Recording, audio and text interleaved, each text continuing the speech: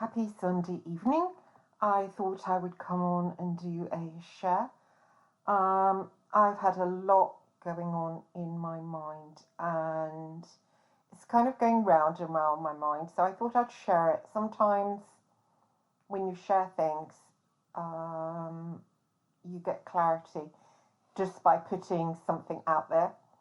And so I felt like getting some clarity around this because I feel strange around it. And it was about a meeting I had last week. I have been talking to Hart off. There was a big fallout with them. I didn't like what David Sherlock, the lawyer, was saying about me, that I was a data thief. Never stolen data. There's a lot of money in stealing data. John Boyle has an £8 million mansion to show for it. I have zero assets to my name. I could have gone down that pathway many years ago. Didn't want to have a life of crime. I just, why not then go and rob a bank or a building society? I just thought it was probably a wrong way to live.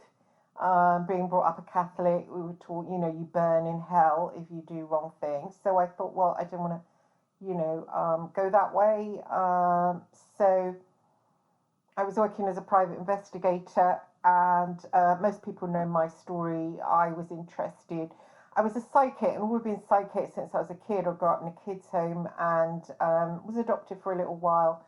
Was sexually abused and beaten, whipped, in fact, by my mother, and went back into care when I was 13. And always had a psychic thing going on. And my mother had a book about Ian Brady, and I was told my father was a criminal. My mother came from up north. And, when I found the book, I thought, oh, is that why, my mother's got this book? Is that why, I was dumped by my original family? Is this my father? And it was just a passing thought, but I shared it with a friend of mine called Alan Graham, another private investigator. And, of course, dismissed it because why would that be true? But it's like when you're adopted and given up for care, people think adopted people just suck up the fact that, they were dumped by their so-called mothers, and they've just got to suck it up where their adoptive parents say, oh, they couldn't look after you. And it's like, what do you mean? Did they have no arms and legs? What do you mean couldn't look after you? And it's a nasty rejection. It is. There's hatred behind it as well. There's always hatred behind it. In my case, it was that my so-called mother had sex with this Irish, and they saw Irish as scum. And so I was hatefully discarded. And that was what was behind it. She kept it a secret and dumped me. Then she was traced, and the family were like, well, we don't want that piece of shit. So this was my life story, and when you have to suck that up, you try and find excuses, oh, maybe it was this, maybe it was that, maybe it was the other, not that they're absolutely just evil scum. So anyway, I thought, is it because I'm an evil seed? But it was just a passing thought to relieve myself of hating this individual. I did manage to track down this individual who had given birth to me, and just found a piece of shit, actually, just a whore, and an absolute scumbag. He was like, are you going to get revenge on my family? And I'm like, oh, I'm a woman, bitch. What am I, Mac the Knife? And she was an appalling individual, and then started saying to me, oh, you've stolen my daughter's details, like she was famous or something, and you're impersonating her. So yeah, but people that give up their kids, they're not exactly decent people. It's a really big stain on the soul. So I had that going on, was trying to relieve myself of some of that hatred of that individual that had pushed me into a life of being sexually abused. We're a child sex worker, really, and being whipped. So I might as well have been out in Thailand or something. And the Roman Catholic Church stood by all this.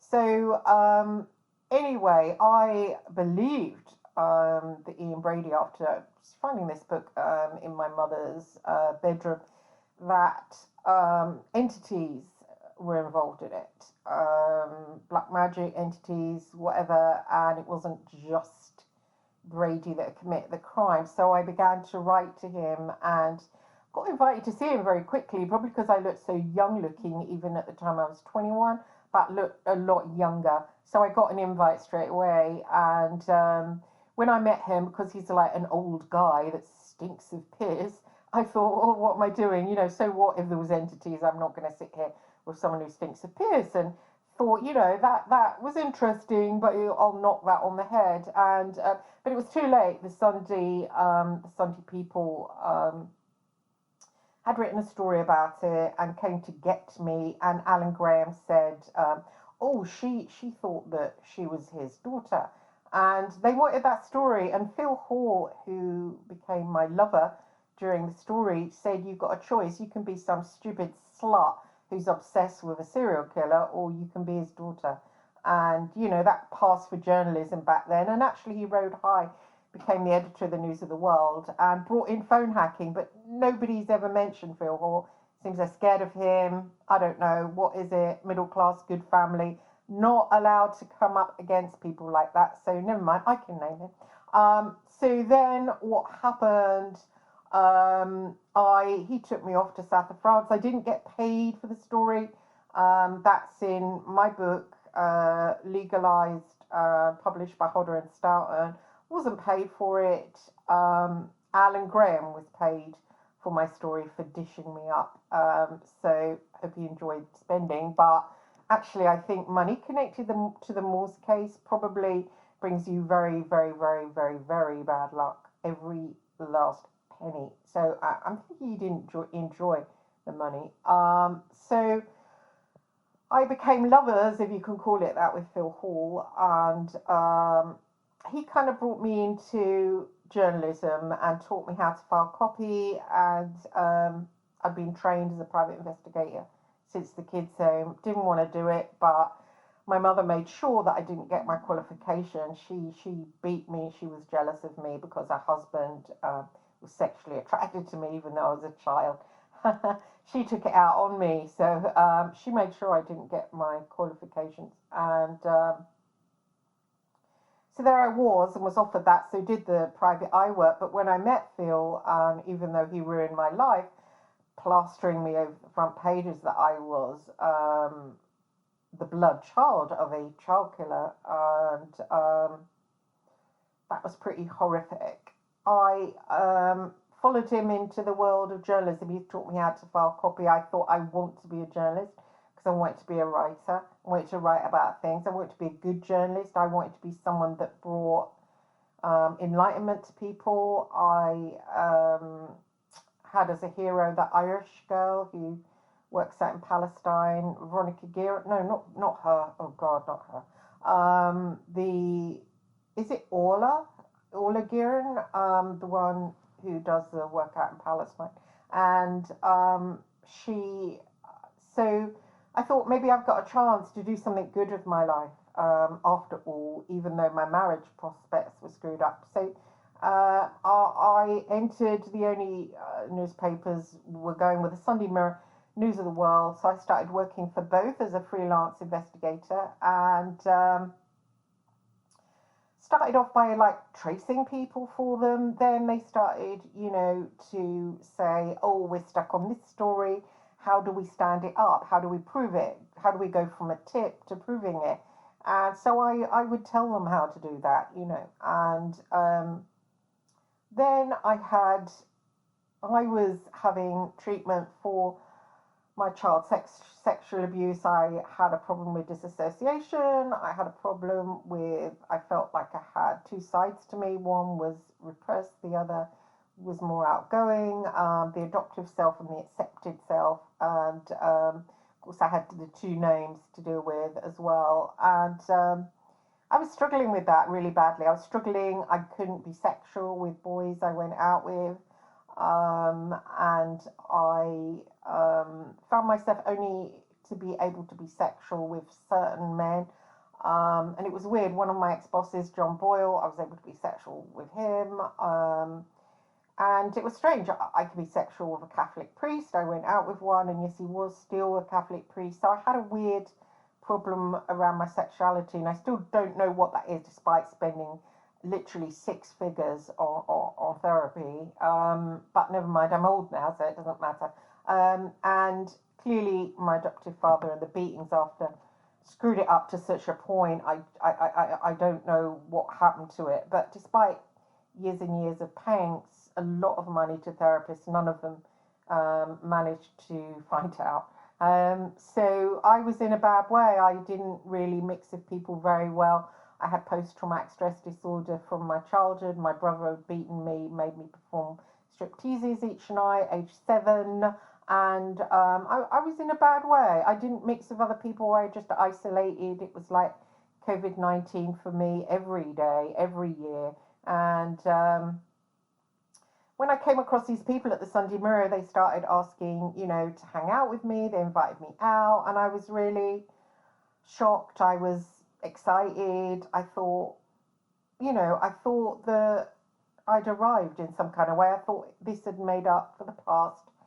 I'd kind of, even though my mother had made sure I screwed up my exams, I was very good at school, that this is it now. Everything had kind of gone full circle, and everything made sense, and I was now a journalist, and I was mixing with these other Sunday Mirror journalists, and there was a few of them, and they were my age, and we went out every weekend, and it felt good. And the weekends we didn't go out, the girl journalist would invite me around the house, and I thought, well, I'm a normal person, even though I have to say, when I came away from them and was on my own, I felt happier than when I was being social. I did find it a strain, and I didn't fancy any of the boys and men, young men.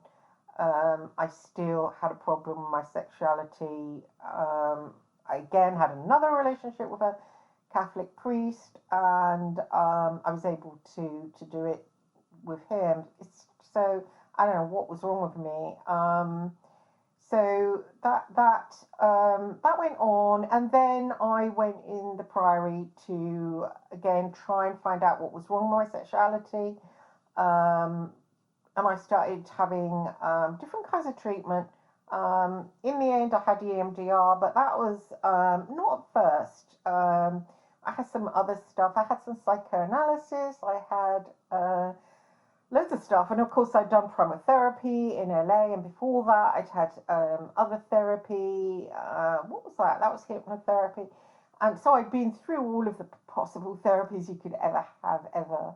And because I was out socially with these Sunday Mirror journalists, I confided in them. I'm in the Priory, and there's only one Priory. It's where the celebrities go as well. It's this big castle, this big white castle. And of course, when they found that out, they were like, "Oh, could you find out if Liz Hurley is in there? Could you find out if this one is in there, that one's in there, the other?" And I said, "Well, that's not really very fair." But they pushed me and pushed me, and because I was out being social with them, I didn't really have. I did say no, but then they would ring me on the Monday or the Tuesday and say, "Oh, come on. Oh, by the way, you're coming out on Friday. Will you do it?" And it was like I didn't really kind of have a choice. It was bullying, I see now, and I think had I been more assertive, I would have said no. And if you don't want me to come out with you, that's fine, and put the phone down. But I wasn't able, because I'd been so bullied in childhood, to stand up for myself. So the way I stood up for myself was to pretend I'd done it. And so they would ask me something like, I don't know, is Rod Stewart in the Priory? And I would say, well, let me find out. Then la la la, wait. And then no, he's not, or yes, he is, whatever. Whatever I felt like saying, because they always knew whether it was true or whether it was false. So I didn't really have to think about what I would say back to them. If they were sure, I would say, yes, you're right. If they weren't sure, I would say, no, you're wrong.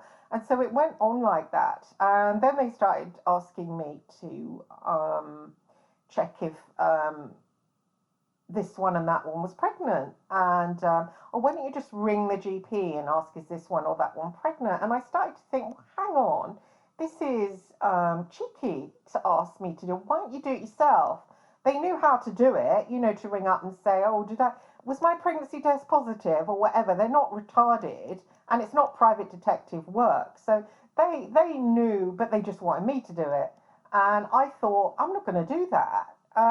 So again, I was bullied.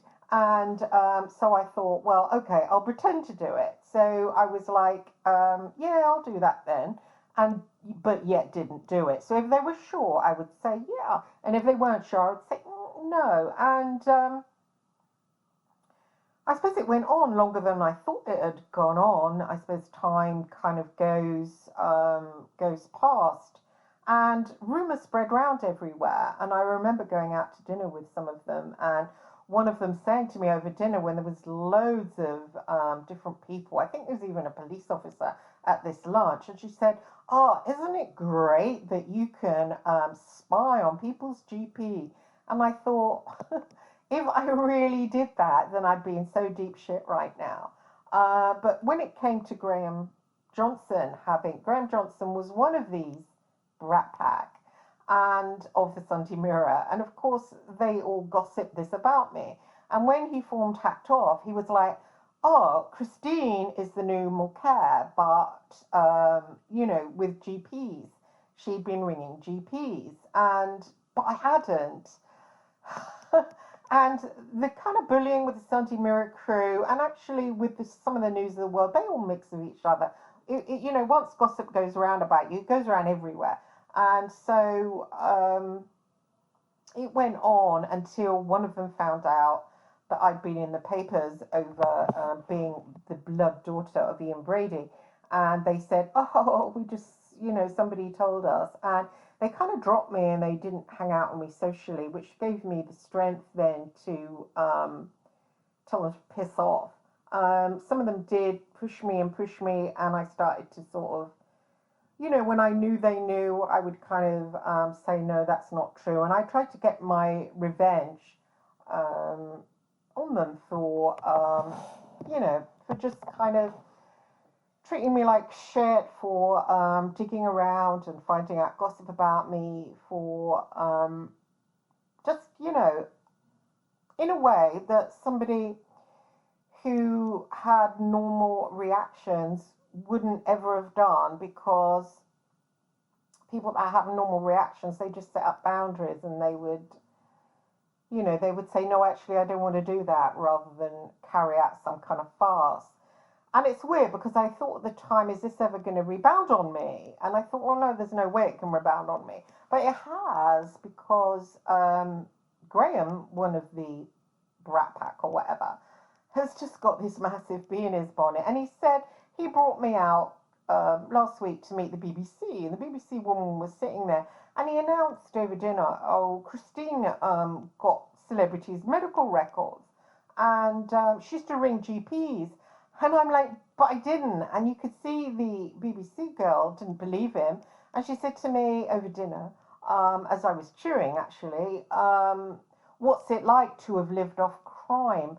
And I felt a bit, I don't know, I just felt a bit, I didn't feel anything at the time. And when we left the restaurant, it was the Ivy in Richmond, I walked up the road with her. She's a nice girl, but I'm a bit like Posey off the Dirty Dozen. Someone can say something mean and I can be very friendly with them. And then afterwards I'll go away and brood. And I brooded. And it was last week and I'm still brooding and I'm still feeling really, really bad about it, because I didn't earn money off of crime. They bullied me, and yes, I did take payment for not doing something. Now, if the Sunday Mirror, the News of the World, those newspapers want to say to me, right, give us that back, then I'm willing to do it, because it wasn't right. I shouldn't have done it. But I was just overawed with those people. I wanted to be part of them. I wanted to be a journalist myself. I didn't want to get on the wrong side of them. And, I just let myself be pushed. Like I let myself be pushed by letting the BBC young girl say to me, what's it like to have lived off crime? And I thought, hang on, but I haven't lived off crime because, yes, there was that going on in over there in about 20% of my life, but the rest of it, I was doing really, really good investigations, mostly for the Daily Mail, because I have to say that the tabloids, they don't seem to do any real stuff. I suppose there is some real stuff, but it's kind of like tiny. The most stuff that I did, I did some crime for the Daily Mail, and I got like I thought, hang on, I'd rather work for the broadsheets, and I got very interested in the UDA when I went out to Belfast and thought, yeah, I want to write about Northern Ireland. I want to be a defence correspondent. I joined the RAF as a voluntary PR, and I thought I want to write like about a war. Eventually, maybe go out to Palestine like my hero, Orla Guerin. And that was the aim anyway, so I'd cut my teeth in Northern Ireland and then move out there. And so I started digging in with the INLA, the UDA, and the real IRA, and went over to Northern Ireland, and that was in 2001. But before then, I was, busy going to meetings, and that started in 1998. And I'd only started working for the News of the World properly in 1996. So you're talking 2 years of. And during that 2 years, at some points, I didn't get any work from the Sunday Mirror, the News of the World, because I worked in a pub as well. And I remember working in that pub and just not hearing from these dudes for a long, long time.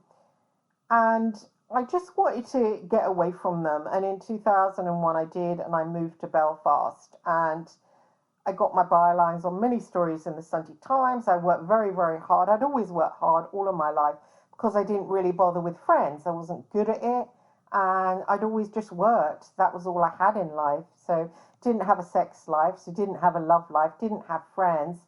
What do you do when you're indoors? You make a meal out of work. And I never really properly got paid for the detective agencies I worked for. I just got the piss taken out of me. I risked my life many times.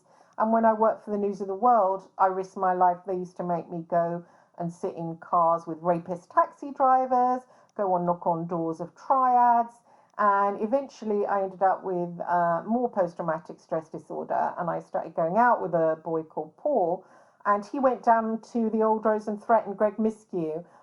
He went there, he said, what do you drink? And Greg Miskew said, whiskey. He slammed it down in front of him. He said, don't send her on jobs where she risks her life, and send your wife or your daughter, not her.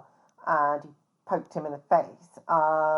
He really wanted to slap him about. He was very angry with him because I was just used like a whore by them, used and risked my life. So it was kind of weird to be sat there and have the BBC say to me, oh, you earn off crime, based on these brat pack, abusing me. Oh, of course, Miskew got stuck in there as well. Based on them abusing me and them asking me to do stuff that I had never said to them. Oh, I want to do this for you. I hadn't even thought of anything like that. They came and said, do this, do this, do this. And she said to me, despite me, working all my life really, really hard, getting death threats. When I worked for detective agencies, getting threatened that, oh, what's it like to live off crime, love? Like, she didn't say it like that, she did it in a posh way. Like I'm John Boyle, who actually really has lived off crime.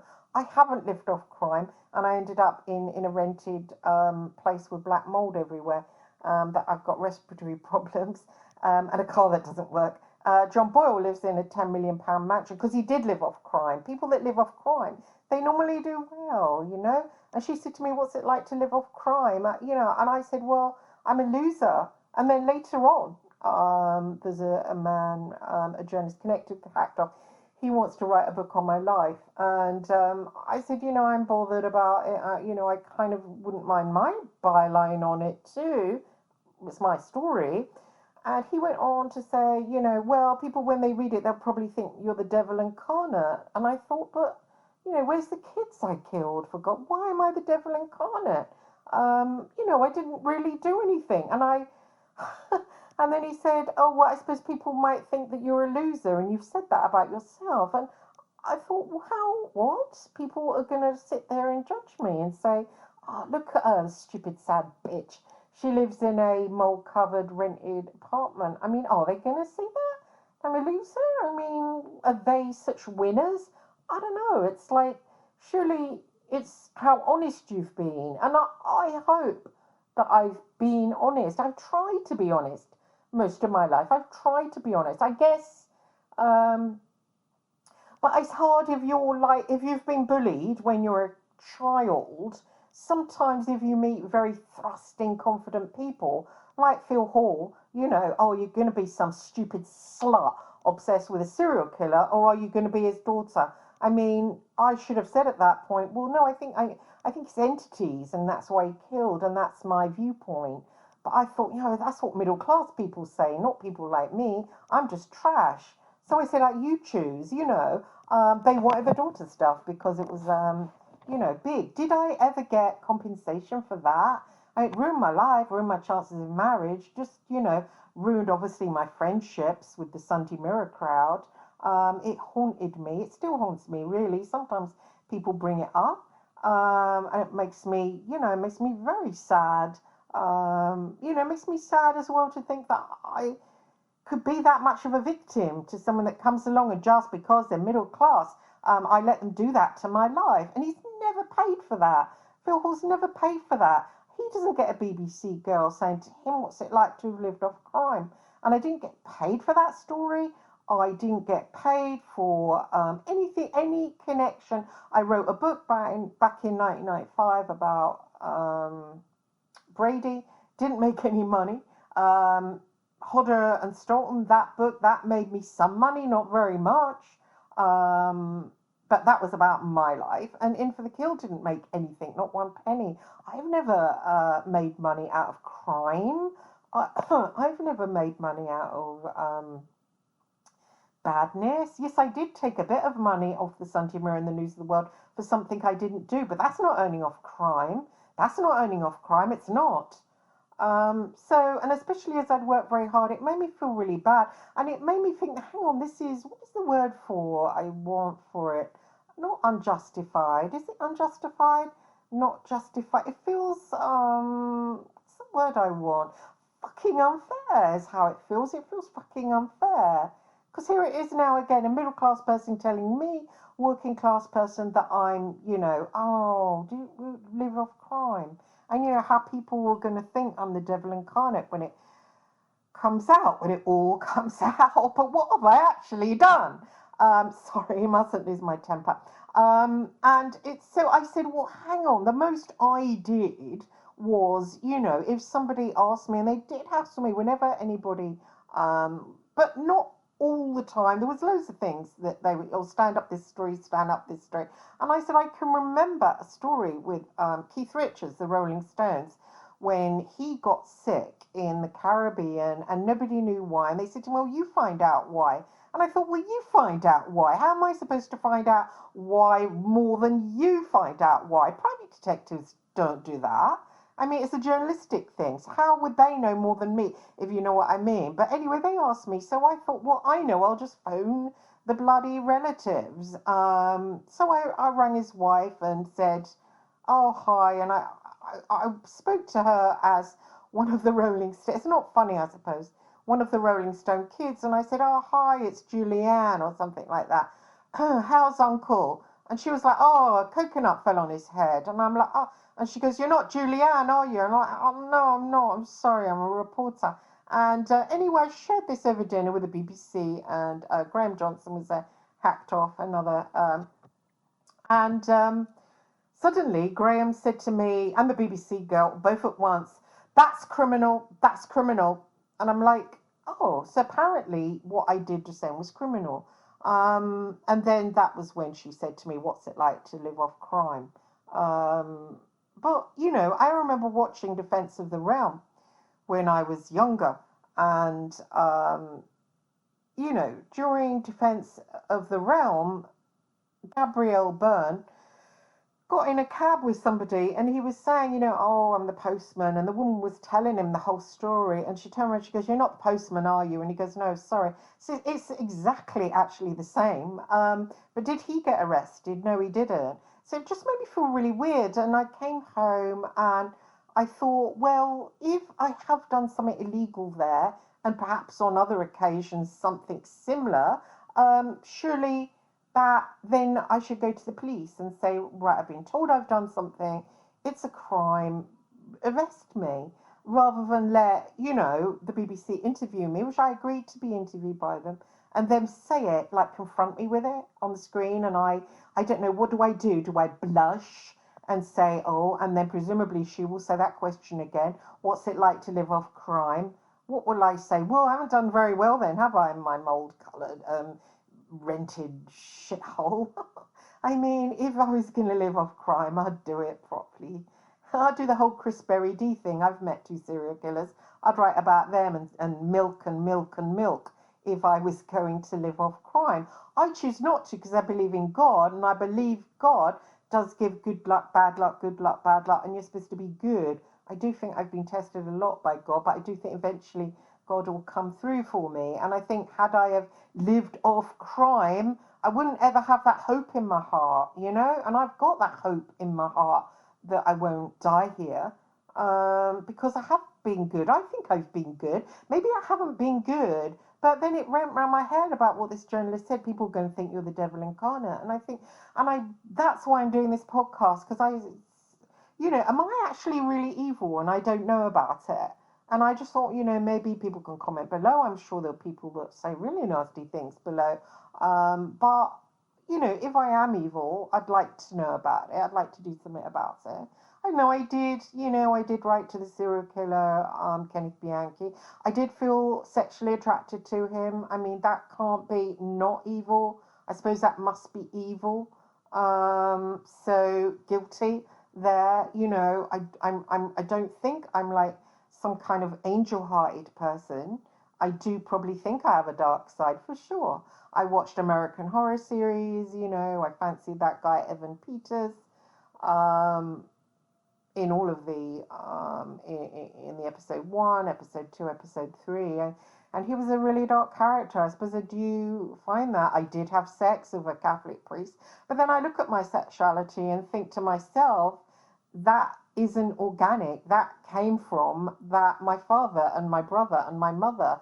She was a lesbian paedophile. When she whipped me, I had to lay on the bed face down naked. So you're not telling me that isn't something weird. So I had all that done to me. 3 people pushing their dark sexuality on me, their very dirty sexuality on me. And mine ended up, well, what did it end up? I don't even know.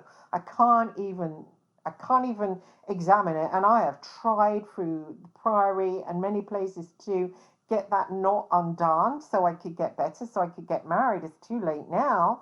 And yet, so I end up sitting opposite a woman from the BBC, a senior woman from the BBC, and young as well, telling me, what's it like to live a life of crime? No, I haven't. I've tried really hard, to be honest. I haven't made much money. Clearly, I haven't made much money if I ended up in here. Isn't it obvious to see? If someone makes a lot of money, they don't end up in squalor. They don't. I haven't lost it all. I didn't make it to start with. I had 1 year where I made good money, and soon screwed that up. Soon said, "Oh, John Boyle, guess what? I'm making money being a private investigator. Why don't you come over here and eat off my plate?" And that's what victims do, actually. But I never. That wasn't crime. There was none of that was crime. And if for some reason it is wrong to have said that to Keith Richards, and anything I did like that is illegal, then I'm willing to go through it. Anything I did for the Daily Mail, anything I did for any other newspapers, and if it is illegal, to go to the police and do a statement. And I'm not hiding anything. And what upsets me is I do feel maybe I'll be sitting there and I've agreed to do the BBC interview, and then for people to say, oh, we've caught you. Do you know what I mean? Oh, we've caught you. We've investigated you, and look here, because it's me coming forward and saying, this is what I did. If it's wrong, then let me pay the penance, you know? I don't need to be investigated because I'm here. I'm here. And, but what I didn't do was earn out a crime. I feel bad about that. And it's a shame that Graham has that view about me and doesn't ever listen to my story and ever listen to what I say and what I did with those people, because they very much annoyed me asking me to do those things. It's bullying. I didn't like it, and the only recourse I had was to pretend to do it but not do it. He can't get his head around that, and I don't know why. I don't know what. Well, I do know why. It's very, very hard for normal people who haven't been bullied all their life to see how bullied people react to others. Okay, mostly they don't hang out with others because they've been bullied so much they fear being with others will lead to bullying, and it does. It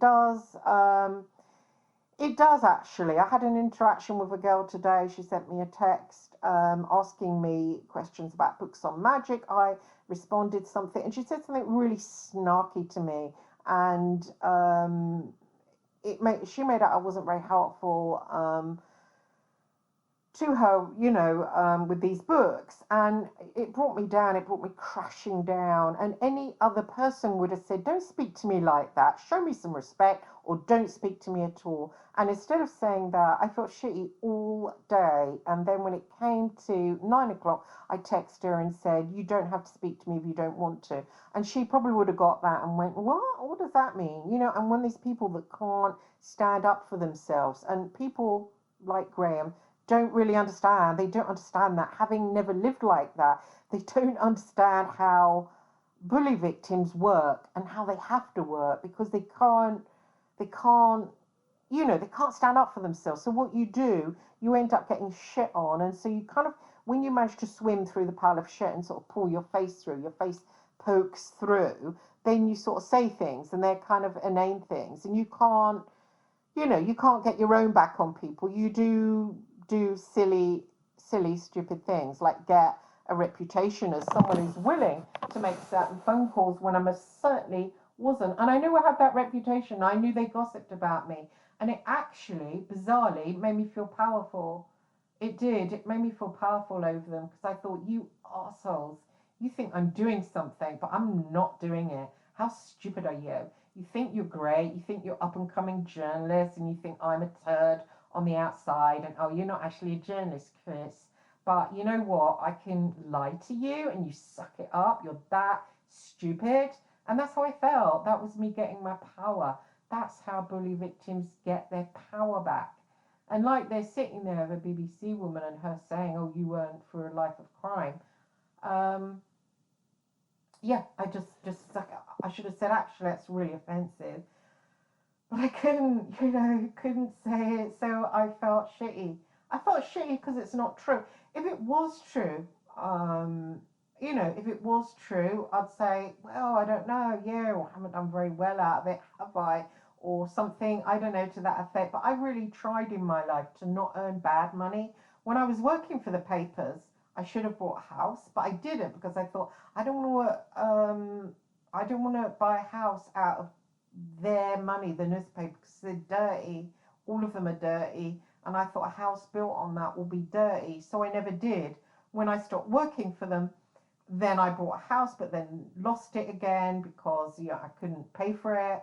So I've ended up with nothing. And, it would have been great if I'd have either been one way, like John Boyle, or stayed away from a dirty world. But it was kind of like there was nothing else to do. I could have worked in Tesco, but I'm pretty clever, so it was hard, and I was pretty angry. I was dealing with a lot of anger when and I didn't realize I was dealing with it, but I was dealing with masses and masses and masses of anger when I was younger, because of what my family put me through. Masses of anger to my prostitute, so-called real mother, masses of anger to my adoptive mother through whipping me, masses of anger To my, no, I don't think I'm in touch with what my father did and my brother actually. So I was dealing with that and just dealing with not being assertive and just being a bully victim is, it's really hard. You know, it's difficult. Um, you know, I still am, and I don't stand up for myself, and I find it hard. And I think bully victims don't live lives. I just think they don't. They don't live lives. They just get stamped into the ground in various different ways. And I think people don't respect them, so I think they end up not respected by their family, their children, and they end up maybe going to an early grave through dealing with self hatred. Because as well, if someone else wants to say to you, "Oh, you're this, you're this, you're this," you kind of just suck it all in. So you suck in everyone else's poison, and I think people recognize that you're a victim, and I think they think, "Oh, there's like a toilet," so you become like a walking toilet. And if someone just wants to jizz in you, I mean, they do. I mean, I sat around a dinner table with one person that accused me of something I didn't do, but just is so it's almost funny in a way. It's so dying for me to have done it because he thinks it will be this great big scandal like the phone hacking, and he's just dying to be the one that broke it. But it's a pile of shit. But so he said that with alacrity. You did that, didn't you? But I didn't though. In a way, it's funny because in a way they've got their own back on me. I thought I had the upper hand on them, but in a way I didn't. In a way, look what they're doing now. Oh, you're going to pay for what you've did, but I didn't do it. Tough luck, bitch. It's like, the bully victim is always going to be the victim. So never try and fight back. Never try and fight back sneakily. I mean, when I was with my adoptive mother, when she used to beat me, I used to go afterwards when I could walk because my legs, the backs of them, had welts on them, literally welts with a cane. It was a cane. It was the cane end of a feather duster. And they had welts, so I would touch them, they would be burning, and the skin would be ruched. And I couldn't walk very well. I couldn't go to school, couldn't wear socks. They hurt me so much. I would go into a room and I would get things of hers like earrings and clothes, and I would rip the clothes. I want to kill that bitch. I did. I struggled with that. I struggled with that anger inside me. I wanted to obliterate her. That's why, I used to read what Jeremy Bamber had done and just think, he's an adoptee that got the mother back, because sometimes these mothers that they don't want adoptive kids, they want their own, and they've got loads of anger about it. They get someone else's kids, and then they're like, you know, they're like, oh, that was from a whore, a dirty whore who's fertile, whores are fertile, and they kind of vent on the kid in such a spectacular way. Obviously, it wasn't good what Jeremy Bamber did. He didn't just get his own back on them. There was innocent victims. His sister's children. I think the father wasn't involved, but the mother was definitely at it in some kind of way. And always with serial killers, you get this adoptee mother that has vented, and it's been the bane of my life. Wanting to write about it, wanting to expose it. I don't think anybody gives a shit. Quite frankly, I think people treat people that are birthed out of wedlock as a non-human, and it's allowed. People just, oh yeah, you're not legitimate. So that's how I feel as well. Not just a bully victim, but somehow that I'm not legitimate. It doesn't matter that someone can say, yes, you did that, and then just smear it on me, because if they want it to be true, because it comes in handy, then it will be true, So as much as I thought I was getting my own back on all those journalists back then, I wasn't. It was the futile clawings of a victim. And I'm going to pay for it now. And there's a part of me that wants to say, right, if I'm going to go and do this BBC interview and sit there and have her say, oh, you earned your money through crime. Oh, did I? Let the camera take a close up of me. Let everyone think, fat bitch. What a fat bitch. did she earn money through crime? What a fat bitch. What a fat, evil bitch. And just let it go on, and just feel that feeling of being a toilet in life and just feel that feeling and really let it hit me and soak in. And then maybe, maybe that will kind of get the pain out once and for all. I don't know. There's a perverse part of me that wants to do that.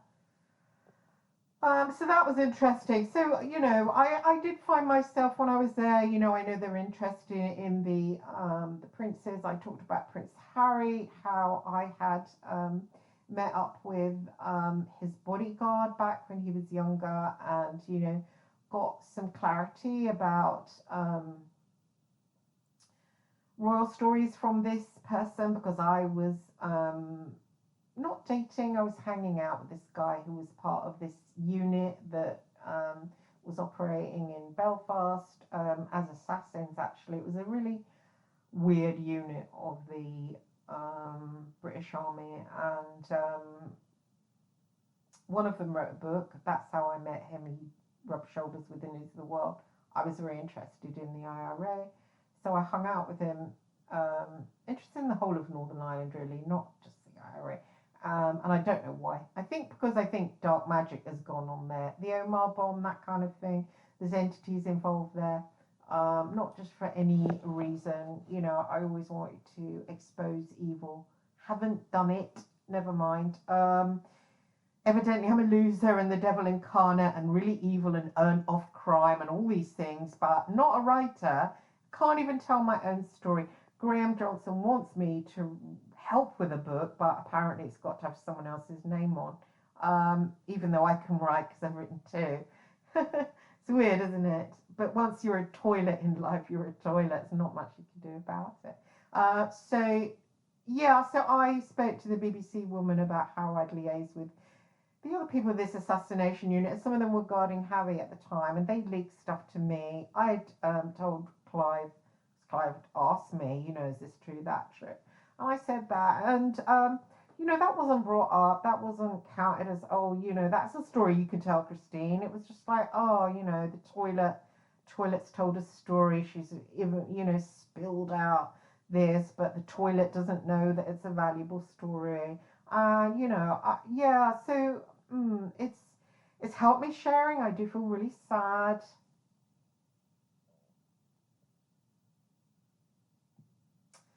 Yeah, I do feel really sad. But it's helped me sharing. I just am sick of being a toilet.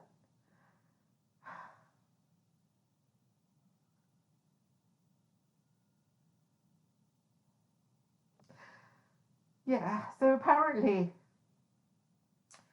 I've lived a life of crime and earned of crime.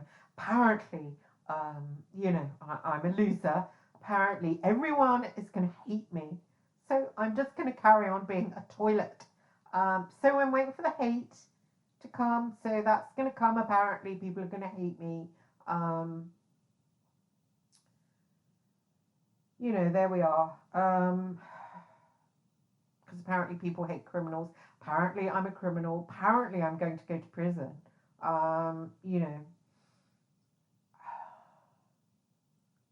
Anyway, I just thought I'd share. I just feel weird. I want to do what's right. I want to, talk about what I did and was it wrong? And if it was wrong, I don't mind paying a penance. I don't want to be hated though. As far as I knew, I wasn't doing anything wrong. I wasn't doing anything past what Gabriel Byrne did and the Defence of the Realm. Anyway, I certainly feel weird.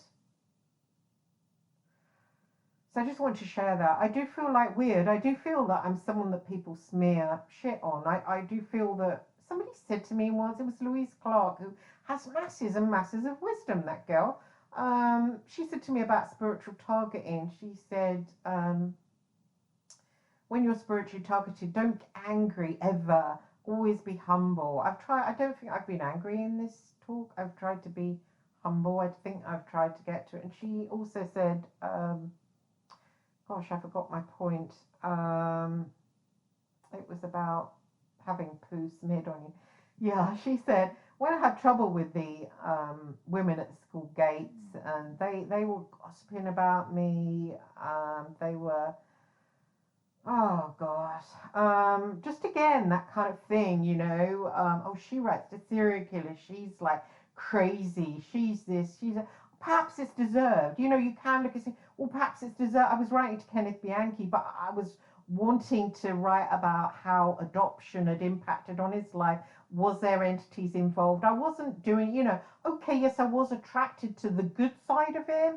I thought, you know, there is a good man in there and he's got alters. I was attracted to the non-murderous alter, and he there's a good man in there somewhere, and I was attracted to that. It wasn't, you know, and I fought it, and I thought, oh God, and I talked to friends about it and said, oh no, I feel bad about it. So you know, but anyway, I was gossiped by the school gate mothers when the story appeared in the Guardian that I'd visited him, even though written by my own hands, but it was bastardized and cut up. Shouldn't use that word really.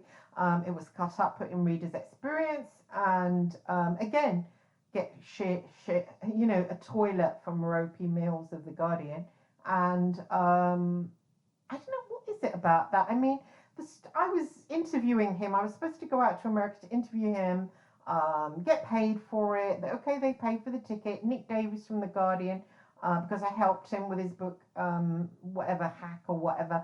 And it was weird when I came back. I gave the story to Merope Mills, and she was like, "Oh, we don't like that," and "Oh, well, we'll put it in reader." I said, "Well, how, I won't get paid."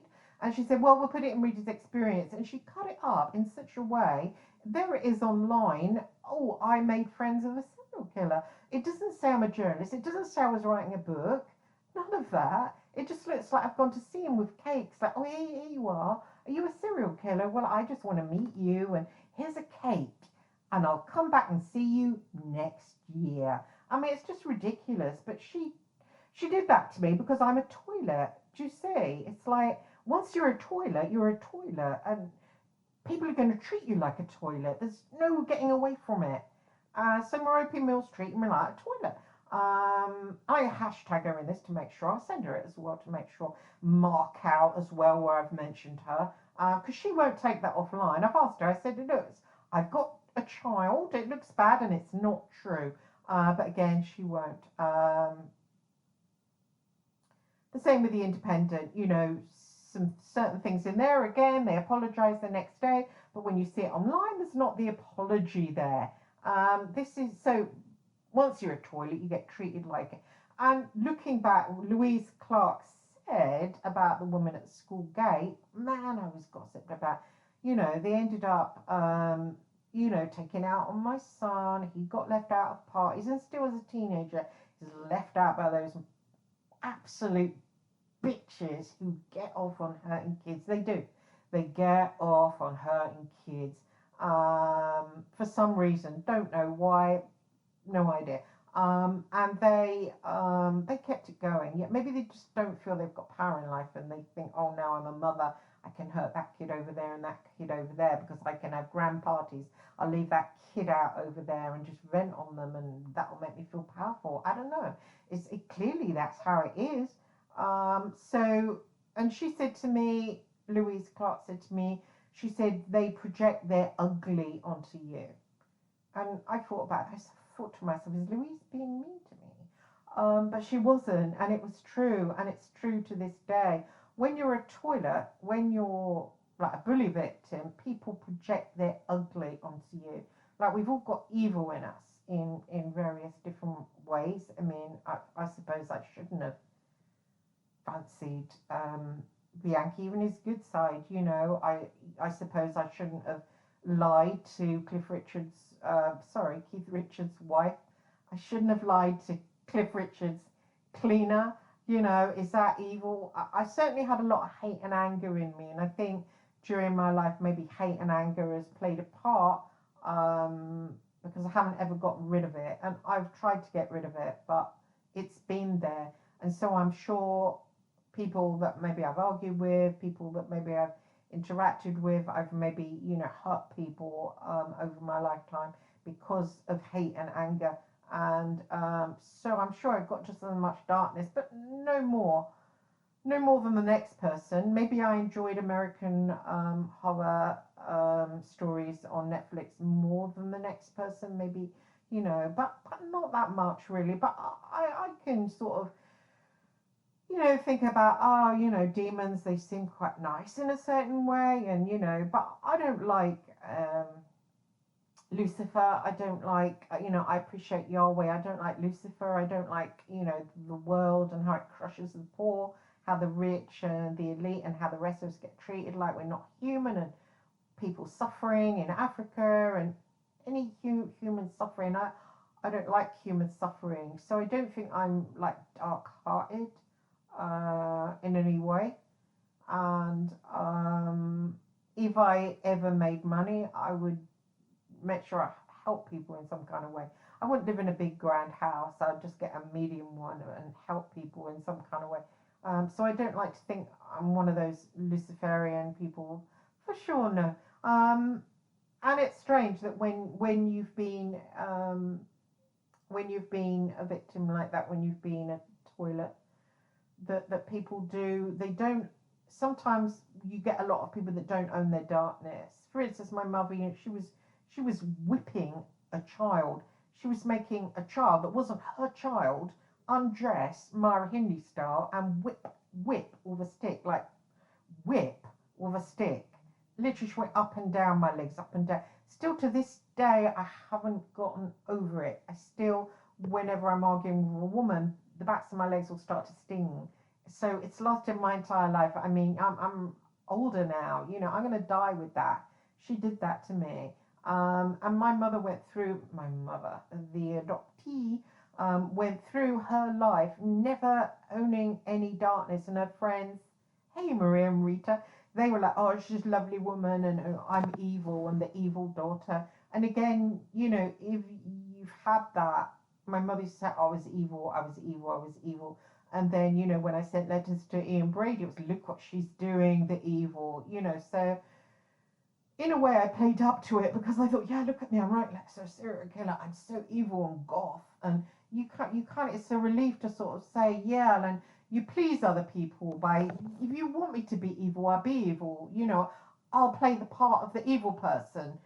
It's okay if you want me to do that. And so you kind of accept it in a way, and then you kind of get in that toilet frame, and then other people that can't own their darkness, like my mother, and clearly it's a lot of darkness when you're torturing a child. They have to get it out, so they smear it on other people. And I do think it's what the BBC girl did to me. I do think she smeared her ugly on me. We've all got it. I don't know what triggered in her, but she did smear her ugly on me. To say that to me, to say, what's it like to have, had a life of crime? What's it like to have earned money out of crime? That I didn't deserve that. I've worked hard all my life. I've suffered all my life. I didn't deserve that. So I'm saying out loud on my show, my platform, hey BBC, I didn't deserve that. I haven't lived off crime, yeah? And if I have earned a few £100 off it, or even a few thousand, let me pay it back to the newspapers, okay? I'd like to do that. Or take me down the police station and I'll say I lied to Cliff Richard and Keith Richards, and let me get arrested. Let me go and wear orange, have experiment in lesbianism in Holloway, and let me do that. Let me do it right now.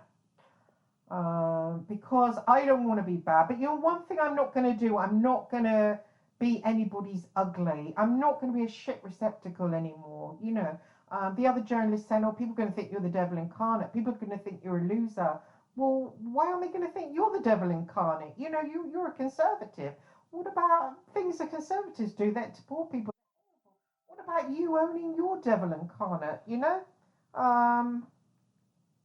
What about, owning your loser parts? Is your marriage that great? Do you love each other? I think not. What about that? What about ways you've lost? Why is it always me? Why am I going to wear a badge? And everyone would go, loser, loser, loser. And oh, you deserve it because you've been evil, evil loser. So I'm, again, a toilet. I'm being set up as a toilet for the public for a massive Kazi for the toilet to smear anything they want on it, and I carry on being the toilet. But I put it to the people that are doing it. Is that honest? Is it right? And are you doing it? Is this my imagination? And you're not trying to make me into a toilet. I'm a toilet already, but I'm a toilet that doesn't want to be a toilet. I'm asking you to not continue it on. But do you know what? Why am I asking that? Because at the end of the day, they can't help me to stop being a toilet. Somehow I've got to stand up and not be a toilet. But do you know what? I have absolutely no idea how you stop being a toilet. I really don't know. And I think maybe that is the thing. People saying to me, well, you don't have to do a book with Hart. Well, you don't have to go on the BBC, which is true. But how do I stop being a toilet? I kind of think maybe if I go on the BBC, maybe if I do the book with Hart, somehow there'll be something that happens that'll unlock me being a toilet. And I won't have to be, but I don't think it's there. I think if anything, I'm going to be a more magnified toilet. I'm going to be a toilet for everyone. And I don't want that. I want to not be a toilet. And I don't know how to stop being a toilet. I really don't know how to stop being a toilet. How do you? I mean, how do you? You can stay on your own. You can stay away from people. I could stay in my room. And then if I don't interact with people, there's no smearing me. So I won't smell the shit and I won't be a toilet.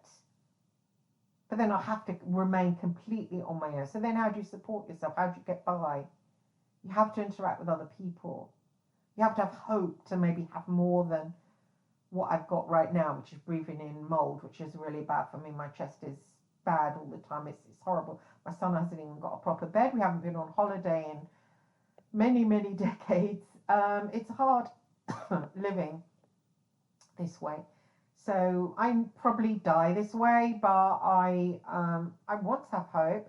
And if you don't interact with others, then you don't have hope. So how do you interact with others and not be a toilet? I don't know. I mean, if somebody came to me and asked me that, I suppose it's stop being a victim, stop letting people smear over you, I suppose. But how do you do that if, like, when you were a child, you just learnt it, that it was there right from the word go, right from when you had a prostitute mother that squeezed you out and the original family said, oh, get that dirty piece of shit child out of here, and they couldn't get it out fast enough. It's kind of set in stone, isn't it, really? And then you get passed to paedophiles, even a lesbian paedophile. I mean, there can't be many of them. Even you get that. And even there can't be many adoptive brothers that want to their adoptive sister, do striptease. Oh, I got that too, lucked out all the way along the line. And then it's strange. But once you've been through that, then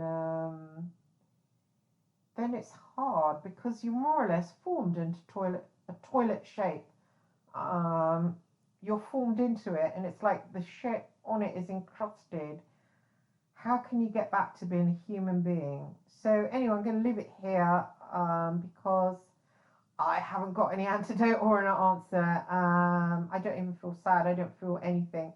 But I don't know. Maybe it's a good thing to accept one's shape, to accept what one is in life. And that's how I see myself right now, and that's how I'm treated by other people. And I suppose I'm just feeling it. I'm feeling the white of the bowl, feeling the smell of stale urine, feeling the smell of poo, feeling the smell of being encrusted by it, and feeling it, owning it.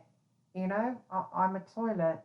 I'm a public toilet, and looks like the BBC wants to use me for a show reel, and to make me a bigger one that others, the public, can also use as a urinal. So that's interesting future ahead.